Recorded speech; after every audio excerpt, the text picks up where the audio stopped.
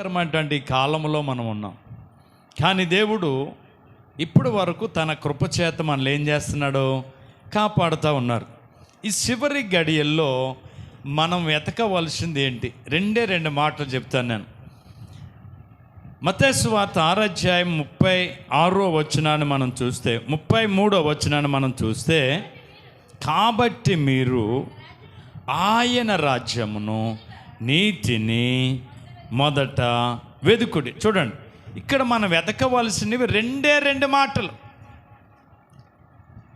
ఈ కడవరి దినాల్లో మనం వెతకవలసింది మొట్టమొదటిది ఏంటి తెలుసా? ఆయన రాజ్యం. ఏ రాజ్యం? ఈ లోక సంబంధమైన రాజ్యాలు కాదు ఆయన రాజ్యం. ఈ లోక సంబంధమైన రాజ్యం వంటిది కాదు నా రాజ్యం అని ఆయన స్పష్టంగా చెప్పిన సందర్భాలు మనకున్నాయి. మనం వెతకవలసింది ఏంటో తెలుసా? ఆ రాజ్యము. ఏ రాజ్యము? ఆయన రాజ్యమును గురించి వెతకాలట. ఏది ఆయన రాజ్యం? ఇహలోక సంబంధమైనది కాదు ఆయన రాజ్యం. ఆయన రాజ్యం పర సంబంధమైనది. గట్టిగా దేవునికి స్తోత్రం చెబుదాం. ఆ రాజ్యంకి ఎప్పుడు వెళుతున్నా, ఆ రాజ్యములు ఎప్పుడు ప్రభుత్వం ఆనందిందునా, ఎప్పుడు ప్రభుత్వం ఆ ముఖ దర్శనాన్ని చేసుకుందునా అని చెప్పి మన ఆశ, మన ఆరాటం అంతా దేనికోసం అయి ఉండాలట? ఆయన రాజ్యం కొరకే అయి ఉండాలంట. దేవునికి స్తోత్రం చెబుదాం. ఇప్పుడు ఏ రాజ్యం కొరకు మన ఆరాటం? మనకి ఏ రాజ్యం కొరకు ఆరాటం కావాలట? మొదట ఏది ఎతకాలట? మనం ఆ రాజ్యాన్ని వెతకాల. అబ్రహాం అంటాడు, ఇహలోక సంబంధమైనటువంటి భూ సంబంధమైన దాని మీద నాకేమి లేదు, మనస్సు లేదు. నేను దేన్ని వెతుకుతున్నాను? పర సంబంధమైన దాని మీద నేనేం పెడుతున్నాను? మనసు పెడుతున్నాను. పునాదులు కలిగిన పట్టణం కొరకు నేనేం చేస్తున్నాను తెలుసా? ఎదురు చూస్తున్నాను అన్నాడు. దేని కొరకు? పునాదులు కలిగిన పట్టణం. ఆ పట్టణానికి 12 పునాదులు, 12 ముత్యములతో అది పునాదులు వేయబడ్డావని, ఆ పరలోకపు పట్టణం గురించి ప్రకటన గ్రంథంలో స్పష్టంగా వివరించబడ్డది. మనం చాలా సందర్భాల్లో ఆ పట్టణాన్ని గురించి మనం ఆలోచన చేస్తాం. మనం వెతకవలసింది ఆ రాజ్యాన్ని కొరకు వెతకాలట. ఇహలోక సంబంధమైనటువంటి ఆరాటంతో మనం ఉంటున్నాం తప్ప పర సంబంధమైన ఆరాటం మనకు లేదు. ఇలాగ చూడండి, ఎండ, ఇంత ఎండ దేనికో సాదృశ్యమో తెలుసా? అగ్ని ఆరదు, పురుగు సావదట. అక్కడ ఎంత ఇంతకంటే ఆ అగ్ని ఎలాగుంటుందట? ఇంకా తీవ్రతరంగా ఉంటుందట. ఈ ఎండ తట్టుకోలేకపోతే అగ్ని గుండంలాడైతే ఏమన్నా తట్టుకోగలవా? అందుకని ఇది హెచ్చరిక అన్నమాట. రే బాబు, నువ్వు నా మాట వినకపోయి, నా చిత్తానికి లోబడకపోయి, నిష్టానుసారంగా నడిచావా? జాగ్రత్త, నువ్వెక్కడ త్రోయబడతావు? అగ్నిగుండానికి త్రోయబడతావు అని వాక్యం చెప్తుంది. అగ్నిగుండానికి త్రోయబడితే ఎలాగుంటుందో ఇప్పుడు తెలుస్తుంది మనకి. మిట్ట మధ్యాహ్నం 1 గంటకి హైవే రోడ్లు వెళ్తే కాంచేపుడుకు కూంచేపుడుకు ప్రాణం పోద్దాం అన్నట్టు ఉంటుంది. ఈ 10 రోజులు అలా తిరిగాం మేము హైవే రోడ్లో. నిజంగా చాలా భయంకరమైనటువంటి గాలుపులు కదా, ఎండ కదా. ఇది దేనికి సూచన? జాగ్రత్త అనే ఒక హెచ్చరిక మనకు తెలియజేస్తుంది. ఏమాత్రం దేవునికి అయిష్టుడు అయ్యావా, దేవునికి వ్యతిరేకమైన జీవితం జీవించావా, దేవునికి ఇష్టం కాని భక్తి నువ్వు చేస్తున్నావా, నువ్వు పోయేది ఎక్కడికో తెలుసా? ఎక్కడికైనా ఇట్టువేయబడతావు. నమ్మిన ప్రతివాడంట ఎక్కడికి చేరాడట? ప్రభాని పిలిచివాడు పరలోక రాజ్యంలో ప్రవేశించడట. ఎవరి చిత్తం? తండ్రి చిత్తాన్ని ఎవడైతే నెరవేరుస్తాడో, తండ్రి ఉద్దేశాన్ని ఎవడైతే నెరవేరుస్తాడో, తండ్రి చిత్తానుసారంగా ఎవడైతే భక్తి చేస్తాడో వాడే నిత్య జీవానికి అర్హుడట. గట్టిగా దేవునికి స్తోత్రం చెబుదాం. హల్లెలూయా.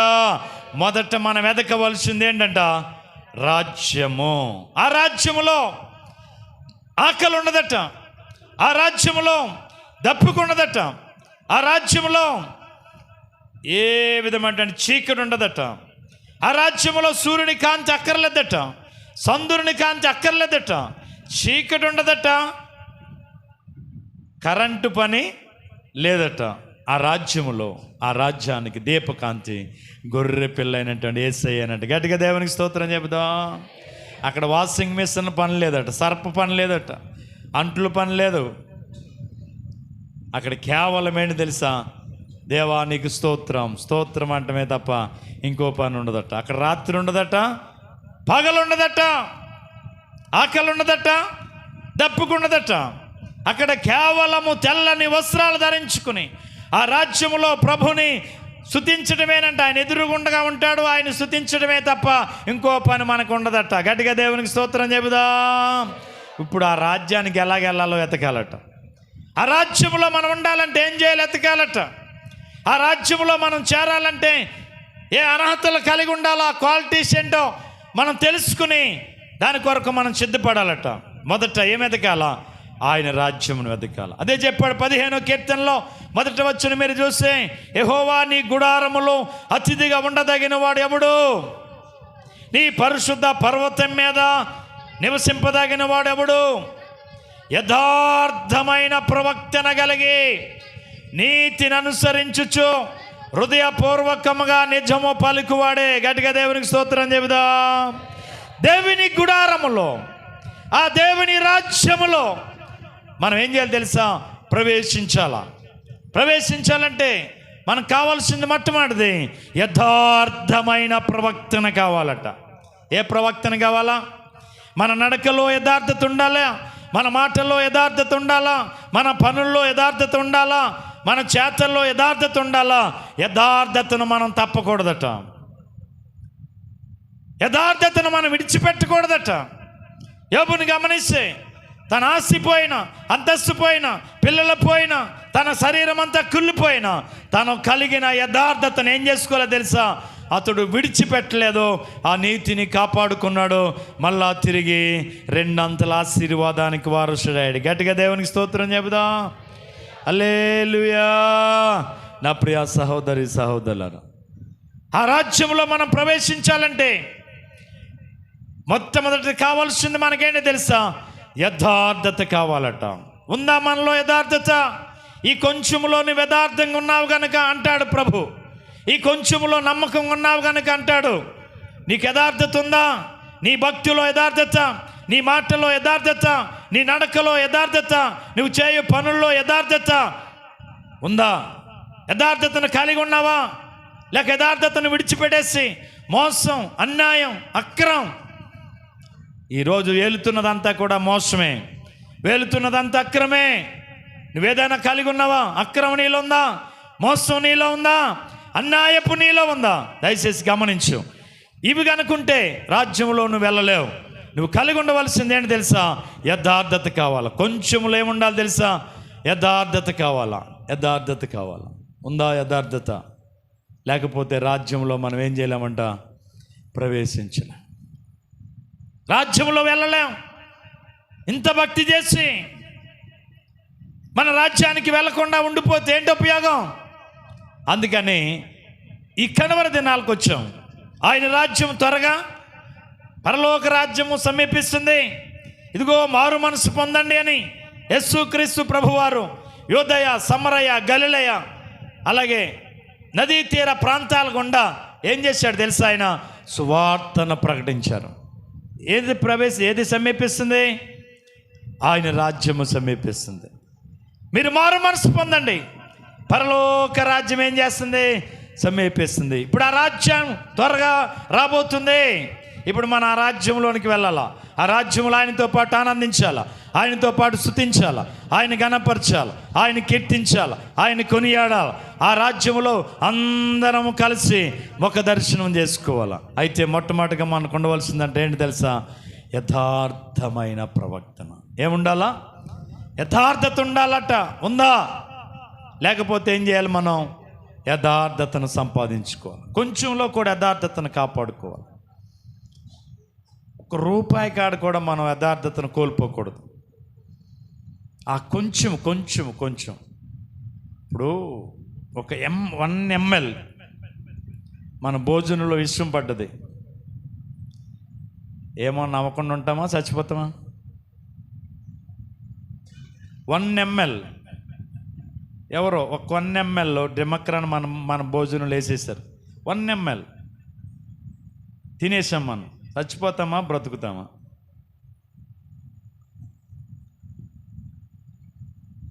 అలా చూస్తున్నారండి. 100 ml కాదు, 100 ml వేసినా కూడా మేమేం కామన్నట్టు చూస్తున్నారు మీరు. మీ నిరీక్షణకి బట్టి దేవునికి మహిమ కలుగును గాక. హల్లెలూయా. లేదండి, విషయం 1 ml అన్న విషయమే 100 ml అన్న విషయమే. నీ యథార్థతను కోల్పోవడానికి ₹10 అయినా చాలు.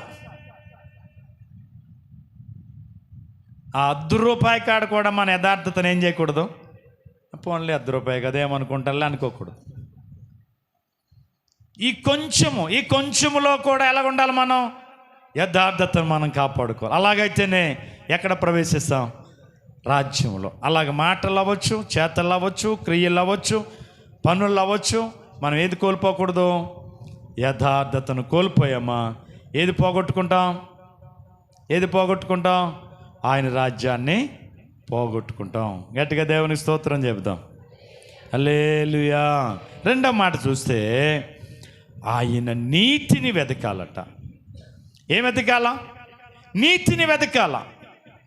అదే రాయబడ్డది 15వ కీర్తనలో మనం చూస్తే, యథార్థమైన ప్రవక్తను కలిగి నీతిని అనుసరించాల. ఎవరి నీతిని అనుసరించాలా? ఆయన నీతిని. మనుషుల నీతి కాదు. మనుషులు కొన్నిటిల్లో నీతిమంతులు ఉంటారు, కొన్నిటిల్లో అనీతిమంతులు అయిపోతారు. కొన్నిటిల్లో యథార్థంగా ఉంటారు, కొన్నిటిల్లో యథార్థతను కోల్పోతాడు మనుషుడు. కానీ నీతి కోల్పోకుండా చివరి వరకు నీతిని కాపాడుకున్నవాడు ఎవరు? యేసుక్రీస్తు ప్రభువారు. ఆయన ఎవరన్నారు? నేను నీతిమంతుడను. కాబట్టి నీతిని వెంబడించాలట. ఏది? ఎవరి నీతిని వెంబడించాలా? యేసు ప్రభు నీతిని వెంబడించాలా. మీరు చూడండి, నేను ఆల్రెడీ సిలువ జ్ఞాన కోటాల్లో ఆయన నీతి గురించి ఒక ఆవిడ చెప్పిన సాక్యాన్ని చెప్పాను, మీకు గుర్తుందో లేదో. మత్తయి సువార్త 27వ అధ్యాయం 19వ వచనం.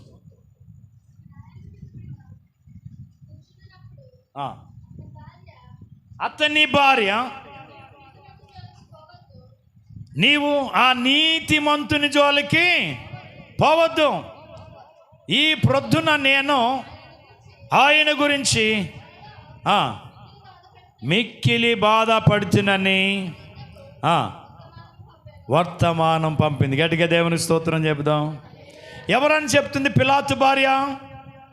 ఆయన నీతిమంతుడు, ఇదిగో న్యాయపీఠం మీద ఉన్నాను కదని నిష్టానుసారమైన తీర్పులు తీరుస్తావేమో, జాగ్రత్త సుమా, ఆయన ఎవరో తెలుసా? నీతిమంతుడని ఆవిడ సాక్ష్యం చెప్పింది. పని మనిషిని పిలిచింది, బంట్రోతుని పిలిచింది, పిలాతు దగ్గరికి పంపించింది. ఈ పొద్దుట నేను కలలో ఆయన గురించి ఏం పడ్డాను? మిక్కిలి బాధపడ్డాను. కాబట్టి ఆయన ఎవరో తెలుసా? నీతిమంతుడు. ఆయన ఎక్కడను తన యొక్క నీతిని ఏం చేయలేదు తెలుసా? కోల్పోకుండా ఆఖరి నిమిషం వరకు నీతిని కాపాడుకున్న దేవుడు. అందుకే మనకి ఆదర్శం ఎవరో తెలుసా? నీతిమంతుడు. నీతిని వెంబడించడానికి ఆదర్శం ఎవరో తెలుసా? యేసు క్రీస్తు ఒక్కరే. గట్టిగా దేవునికి స్తోత్రం చెబుదాం. ఆయన ఆదర్శంగా తీసుకుని ఆయన వెంబడించగలిగితే రాజ్యములో మనం ప్రవేశిస్తాం. గట్టిగా దేవునికి స్తోత్రం చెబుదాం. ఆయన ఎవరట? నీతిమంతుడు. అందుకే పిలాతు కూడా ఏమన్నాడు తెలుసా? ఒక మాట చూడండి. ఈ నీతిమంతుని రక్తమునకును, చూడండి ఎన్నో వచ్చును, 24వ వచనం. ఈ నీతిమంతుని రక్తము గురించి నేను నిరపరాధిని, మీరే చూసుకోండి. ఎవరంట ఆయన? నీతిమంతుడు. ఆ నీతిమంతుని రక్తానికి నాకు ఏమి లేదు తెలుసా?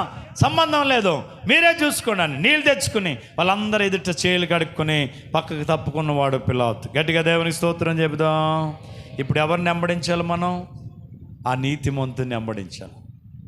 ఆయన ఎలాగూ నీతిని కాపాడుకుంటూ నీతిని బోధించాడో, నీతిని మనకు ప్రకటించాడో, నీతిని మనకు చూపించాడో, ఆ నీతి మార్గములో నడిచేవాడు అందరూ ఆ రాజ్యములో ప్రవేశిస్తారు. గట్టిగా దేవునికి స్తోత్రం చెబుదాం.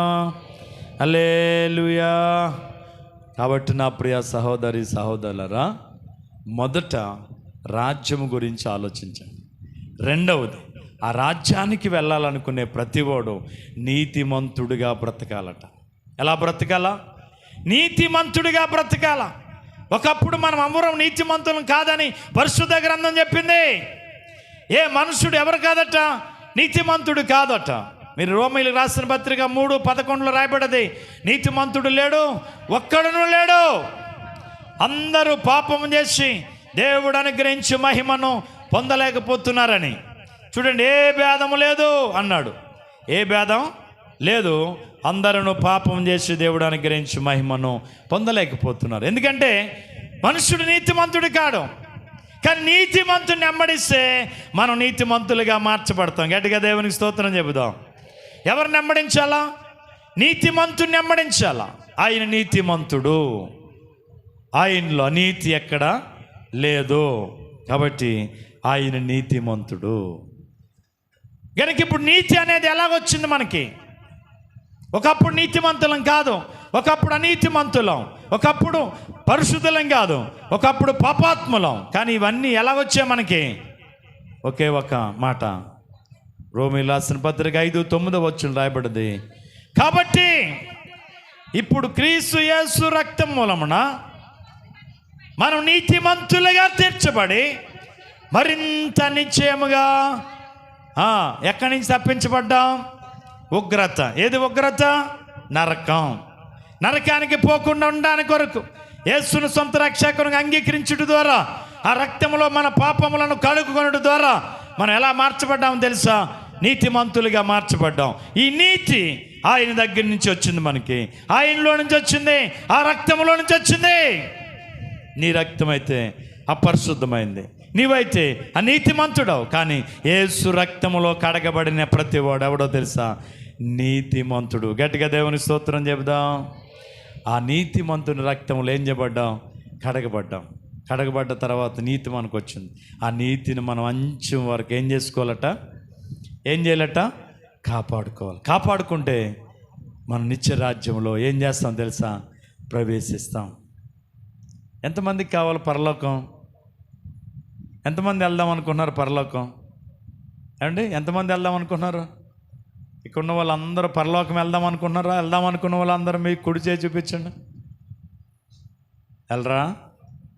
అంటే అక్కడికి వెళ్ళకపోతే ఇంకో ఊరు ఉంది మరి. అయితే ఈ పరలోకం వెళ్ళాలంటే మొదట ఆ పరలోకానికి మార్గం ఏంటి? ఆ పరలోకంలో ఉండవలసిన లక్షణాలు ఏంటి? ఒకటే జ్ఞాపకం చేశాను, చాలా చెప్పగలను, కానీ వేడి మీరు ఇబ్బంది పడుతున్నారు, మిమ్మల్ని ఇబ్బంది పెట్టకూడదని ఒకటే జ్ఞాపకం చేశాను. ఆ పరలోకం వెళ్ళడానికి మొట్టమొదటిది యథార్థత. ఏముండాలా? అన్ని విషయాల్లో మనలో ఏముండాలా? యథార్థత ఉండాలి. రెండవది మనం ఏం కలిగి ఉండాలా? నీతిని కలిగి ఉండాలి. ఎవరి నీతిని కలిగి ఉండాలా? ఎవరి నీతిని కలిగి ఉండాలా? ఆయన నీతి మనకు కావాలా? ఆయన నీతిమంతుడు. ఆ నీతిమంతుని మనం వెంబడించాలి. ఆయన నీతిమంతుని వెంబడించాలి. అప్పుడు ఎక్కడికి వెళ్తాం తెలుసా? నిత్య రాజ్యానికి వెళ్తాం. నిత్య రాజ్యానికి వెళ్తాం. ఈ నిత్య రాజ్యం నీకు కావాలంటే ఒకటి యథార్థత కావాలా, రెండు ఆయన నీతిని మనం ఏం చేయాలి తెలుసా? వెంబడించాలి. మనుషుల నీతి కాదు. కొంతమంది మనుషుల్ని ఆదర్శంగా తీసుకుంటున్నారు. భక్తి కూడా వాళ్ళు ఎలా చేస్తుంటే మనం ఎలా చేయాలి, వాళ్ళు అలా చేశారు కాబట్టి మనం ఇంకా అలా చేయాలన్నట్ట. ఈ ఆదర్శాలు వద్దు. మనం ఎవరిని ఆదర్శంగా తీసుకుందాం? యేసును ఆదర్శంగా తీసుకుందాం. ఆయన చేసిన భక్తిని, ఆయన కనుపర్చిన నీతిని, ఆయన కలిగి ఉన్న పరిశుద్ధతను మనం వెంబడించగలిగితే నిత్య రాజ్యాన్ని మనం స్వతంత్రించుకోగలుగుతాం. గట్టిగా దేవుని స్తోత్రం చెబుదాం. హల్లెలూయా, హల్లెలూయా. ఇలాగ మనం ఈ రెండు విషయాలు కలిగి దేవుణ్ణి మనం వెతకాలట. దేవుణ్ణి మనం ఏం చేయాలట? వెతకాలట. వెతికితే ఏమవుతుంది చూడండి. రాజ్యమును, నీతిని మొదట వెతకండి, అప్పుడు అవన్నీ, అప్పుడు నీకేం కావాలో దేవుడు ఇస్తాడు. మనం ఏ ఎదుగుతున్నాం?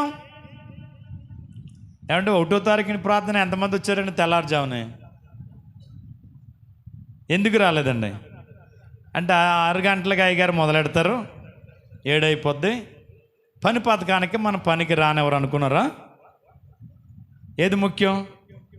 ఆయన సన్నిధి ముఖ్యమా, పని ముఖ్యమా? అంటే దేనికి ప్రయారిటీ ఇచ్చారు? చాలామంది పనికి ఇచ్చారు. ఏం చేయలేకపోయారు? పొద్దుటే స్తుతి ఆరాధనకి రాలేకపోయారు. కాదు కాదు కాదు మొదట మనం ఆయన నీతిని, రాజ్యాన్ని వెతకటం మొదలెడితే ఆ తర్వాత అన్నీ ఏది కావాలో అవన్నీ మనకు అనుగ్రహించబడతాయంట. గట్టిగా దేవునికి స్తోత్రం చెబుదాం. ఏది కావాలో, నీకేది అవసరమో అవన్నీ దేవుడు అనుగ్రహిస్తాడట. మీరు చూడండి, ఒక్క మాట చెప్పేసి ముగిస్తాను. యోబు గ్రంథం 8వ అధ్యాయం 5వ వచనం మీరు చూస్తే ఎలాగ వెతకాలో, ఎలాగ వెతికితే అక్కడ మనకు అన్నీ అనుగ్రహించబడతాయో అక్కడ రాయబడ్డది. ఒక్క మాట చెప్పి ముగిస్తాను. చూడండి, ఎలాగ ఎతకాలా? నిష్టానుసారంగా ఎదుగుతున్నావు, నీకు ఇష్టమైతే ఎదుగుతున్నావు, అది మానేస్తున్నావు. దేవుని వెతకవలసిన విధానం చెప్తున్నాడు ఇక్కడ. ఎలాగ వెతకాలట? జాగ్రత్తగా ఆయనను వెతికిన ఎడల సర్వశక్తుడైన దేవుడు. ఎవరంట ఆయన? సర్వశక్తుడైన దేవుడు. సర్వశక్తుడైన దేవుణ్ణి ఏం చేయాలట? బ్రతిమాలుకొనిన ఎడల, నీవు పవిత్రుడివై యథార్థవంతుడువైన ఎడల. చూడండి ఎన్ని విషయాలు, 4 విషయాలు కనబడుతున్నాయి అక్కడ. 1, జాగ్రత్తగా దేవుణ్ణి వెతకాల. ఆయన ఏం చేయాలట? బ్రతిమాలుకోవాలట. తర్వాత పవిత్రుడివై యథార్థవంతుడువైన ఎడల. ఈ 4 లక్షణాలు మనం కలిగి ఉంటే అప్పుడు ఏం జరుగుద్దో తెలుసా? నిశ్చయముగా ఆయన నీ యందు శ్రద్ధ నిలిపి నీ నీతికి తగినట్టుగా. దేనికి తగినట్టు? నీ నీతికి తగినట్టుగా నీ నివాస స్థలమును ఆయన వర్ధిల్ల చేయును. గట్టిగా దేవునికి స్తోత్రం చెబుదా. దేన్ని వర్ధిల్ల చేస్తాడట? నీ నీతికి తగినట్టుగా నీ నివాస స్థలమును ఆయన వర్ధిల్ల చేయును. తర్వాత అప్పుడు నీ స్థితి కొద్దిగా ఉండినను తుదను నీవు మహాభివృద్ధి పొందుతావంట. గట్టిగా దేవునికి స్తోత్రం చెబుదా. మహాభివృద్ధి ఎలా వస్తుంది? ఇదంతా ఏం చేస్తూ వస్తుంది? ఏ అభివృద్ధి అంట? మహా అభివృద్ధి. ఎవరు కూడా వెలకట్టలేనంట ఆశీర్వాదం చేత నువ్వు నింపబడతావట. ఎవరిస్తారు ఇది? దేవుడిస్తాడు. ఏమి నిలుపుతాడంట? మన యందు ఆయన శ్రద్ధ నిలుపుతాడట. ఏది కొదువు ఉందో, ఏది అక్కరగా ఉందో వాటన్ని అక్కరలు తీరుస్తూ సమృద్ధిలోనికి దేవుడిని నడిపిస్తాడట. గట్టిగా దేవుని స్తోత్రం చెప్దాం. అందుకని ఏం చేయాలట? మనం ఎలాగెతకాలా? జాగ్రత్తగా ఎతకాలా. సర్వశక్తుడైన దేవుడైన, సర్వంతర్యామైన, సర్వాధికారైన దేవుడు, ఆకాశమైన సింహాసనము, భూమి ఆయన పాదపీఠం. ఎలాగా ఆయన ఆరాధిస్తున్నావు? నువ్వు ఏమనుకుంటున్నావు? ఆయన అంటే లెక్కలేనితనంగా, చిన్నతనంగా భక్తి చేస్తున్నావా? ఆలోచన చేసుకో. ఆయన ఎవరంట? సర్వశక్తిమంతుడు, సర్వాధికారైన దేవుడు, సర్వంతరయామే, ఆకాశమైన సింహాసనము, భూమి ఆయన పాదపీఠము. కలిగి ఉన్నవన్నీ ఆయన మూలంగా కలిగి, ఆయన లేకుండా ఏది కలగలేదు. అంత గొప్ప దేవుణ్ణి ఆరాధిస్తున్నాం. ఎలాగ ఆరాధిస్తున్నాం? ఆయనంటే ఎలా చూస్తున్నాను? ఆయనంటే పవిత్రత కలిగి ఉండాలట, యథార్థత కలిగి ఉండాలట. ఇష్టానుసారంగా భక్తి చేస్తున్నావా? లెక్కలేనితనంగా భక్తి చేస్తున్నావా? జాగ్రత్త సుమ్మా. ఏదో చేయాలి కదని చేస్తున్నావా? ఏదో రావాలి కదని వస్తున్నావా? ఈ లోక సంబంధంగా మనుషుల మెప్పు కొరకు భక్తి చేయొద్దాం. మనుషులు కాదు మనల్ని మెచ్చుకోవాల్సిందే. మనుషులు కాదు మన మార్కులు వేయవలసిందే. మనకి ఎవరయ్యాలా? బలా నమ్మకమైన మంచి దాసుడా, బలా నమ్మకమైన మంచి దాసురాలని ఎవరు పిల్లలు మనల్ని? నా తండ్రి చేత ఆశీర్వదించబడిన వాళ్ళారా అని మనల్ని ప్రేమపూర్వకమైన ఆహ్వానాన్ని ఎవరు ఇవ్వాలి? మనకి దేవుడు ఇవ్వాలి. ఆయన మనల్ని మెచ్చుకోవాలి. బయట నిలవనేలా రెండులోనికని ఆయన మన లోనికి ఆహ్వానించే భక్తి మనం చేయాలి. ఎలాగ ఆరాధిస్తున్నావు ఆయన్ని? ఎందుకు నీ యందు శ్రద్ధ నిలపలేకపోతున్నాడో తెలుసా? ఆయన నువ్వు చేసే భక్తి సరైనది కాకపోతుంది. ఆయన ఏదో చిన్నగా చూస్తున్నావు. ఆయనంటే లెక్కలేకపోతుంది, భయం లేదు జనాలకి. ఆయన ఒక్కసారి కల్లెర చేస్తే సొదొమ గొమొర్రా పట్టణం అంతా ఏమైపోయింది తెలుసా? మొత్తం తలకిందులైపోయింది, నాశనం అయిపోయింది. పట్టణంగా లేకుండా అగ్ని చేత కాల్చబడ్డది. ఒక్కసారి నోవహు దినాల్లో ఆ దేశం మీద కన్నెర చేస్తే జల ప్రళయంతో ప్రజలందరూ ఒక్కసారిగా ఏమైపోయారు? చనిపోయారు. కానీ నినివే పట్టణం కాడికి వచ్చేటప్పటికి దేవుడు ఎందుకు మనసు మార్చుకున్నాడు? చెప్పకుండా ఈ పని చేయకూడదు అనుకున్నాడు. అవకాశం ఇచ్చాడు. అవకాశం ఇస్తే నినివే ప్రజలు ఏం చేసుకున్నారు? అవకాశాన్ని ఏం చేసుకున్నారు? చెప్పాలా? ఏం చేసుకున్నారు? నినివే ప్రజలకు దేవుడు ఇచ్చిన అవకాశాన్ని ఏం చేసుకున్నారు? అలా చూస్తున్నారంటే ఎప్పుడు వినలేదా? ఏం చేసుకున్నారు? వాళ్ళు సద్వినియోగం చేసుకున్నారు ఆ సమయాన్ని. గట్టిగా దేవునికి స్తోత్రం చెబుదాం. ప్రభు మాటకు విన్నారు, భయపడ్డారు, వణికారు. అయ్యో నిజమే, నేను చెడుతనం చేస్తున్నాను, నిజమే నేను పాపంలో ఉన్నాను, నిజమే మోసపు బ్రతుకునాదే, నిజమే యోనా చెప్పిన మాట. అందుకే దేవునికి కోపం మొత్తం. నిజమే, తప్పు లేదు ఇందులో, మనం తప్పు చేస్తున్నాం. ప్రభువా మమ్మల్ని క్షమించని అడుగుదాం అని రాజుగారు మొదలుకొని ఆ దేశంలో దాసి వరకు అందరూ ఎక్కడికి వచ్చారు? బూడిదలోకి వచ్చారు. బూడిదలో కూర్చున్నారు. వారు తమ చెడు మార్గములన్నిటినంటే ఏం చేసుకున్నారట? విడిచిపెట్టారట. ఏం చేశారట? విడిచిపెట్టారట. దేవుడు చేస్తానన్న కీడు చేయకుండా మానేసాడట. గట్టిగా దేవుని స్తోత్రం చెబుదాం. అవకాశం ఇస్తాడు దేవుడు, ఉపయోగించుకోవాలా, లేకపోతే మళ్ళా తిరిగి నీకు అవకాశం దొరకదు. ఏం చేద్దాం? ఆయన రాజ్యమును, ఆయన నీతిని వెతుకుతాం. ఎలాగెతకాల? జాగ్రత్తగా. ఆయన ఎవరు అని అంటే సర్వశక్తుడైన దేవుడు. ఆయన ఏం చేయాలంటే మనం బ్రతిమాలుకోవాలట. తర్వాత యథార్థవంతుడు, పవిత్రుడువై యథార్థవంతుడు అయిన ఎడల అప్పుడు ఆయనందు ఏమి నిలుపుతాడట? శ్రద్ధ నిలిపి నీ నీతికి తగినట్టుగా నీ నివాస స్థలమును ఏం చేస్తాడట? వర్ధిల్లజేస్తాడు. అప్పుడు నీ స్థితి కొద్దిగా ఉండినను తుదనే ఏ అభివృద్ధిలోకి వస్తావట? మహాభివృద్ధిలోకి వస్తావట. అట్టి అభివృద్ధిలోనికి దేవుడు నిన్ను నన్ను మనలందరినీ నడిపించి ఆ రాజ్యంలో మనలందరినీ చేర్చుకునే భక్తి జీవితంలో మనం ముందుకు సాగినట్లు కృపను దేవుడు అనుగ్రహించునుగాక. అందరికీ వందనాలు.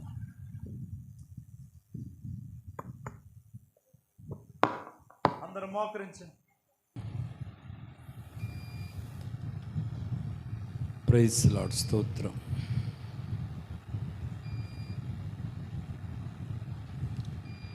ప్రేమ నమ్మకం కలిగిన మా తండ్రి, నీ పరిశుద్ధమైన ఘనమైన ఉన్నతమైన నామానికి వందనాలయ్యా. నీ ఉచిత మహాకృపచేత ఈ 2024 సంవత్సరం జనవరి మాసం, ఫిబ్రవరి, మార్చి, ఏప్రిల్ 4 నెలలు ఎంతగానో మమ్మల్ని కాపాడి 5వ నెలలో మమ్మల్ని ప్రవేశపెట్టారు. 3వ తారీఖు రాత్రి నీ పాద సన్నిధిలో మేమంతా చేరి ప్రార్థించడానికి కృపించారు. ఇంతవరకు పాటల్లో, ప్రార్థనలో, ఆరాధనలో, అలాగే వాక్య పరిసరలో నాయన నీ బల్ల ఆరాధనలో ఎంతగానో మీరు కృపనిచ్చాయి. సహకరించిన దేవానికి స్తోత్రాలు. ఎంత సహాయం చేశావు. వచ్చిన చిన్నబిడ్డ మొదలుకొని పెద్దవారి వరకు మీ దేవునితో నింపండి. హాస్పిటల్ ఉన్నటువంటి నాగలక్ష్మి కలిగిన గాయం మీకు తెలుసు, కట్టండి, స్వస్థపడండి. అలాగే దయకృప గారి కుమార్ దుర్గను మీరు ముట్టండి, స్వస్థపరచండి, గాయాన్ని కట్టండి. ఇచ్చిన బిడ్డను దీవించండి. చక్కని కుమార్ని ఇచ్చిన సందర్భంగా మరి డ్రింక్స్ కూడా పంపించారు తండ్రి. ఎంత కట్ చేస్తారో మీకు తెలుసు. రెట్టింపు ఆశీర్వాదం ఆ బిడ్డలకి ఇవ్వమని అడుగుతున్నాను. ఈ రాత్రి కూడి వచ్చిన చిన్న బిడ్డ మొదలుకొని పెద్దవారు వరకు మీ దేవునితో నింపండి. కలిగిన ప్రతి నాయన బడలిక్కులు బలహీనతల నుంచి స్వస్థపడండి. ఈ సమయంలో తండ్రి ఇక్కడున్న బిడ్డలందరినీ మీ చేతులకి అప్పగిస్తున్నాం. బలపరచండి.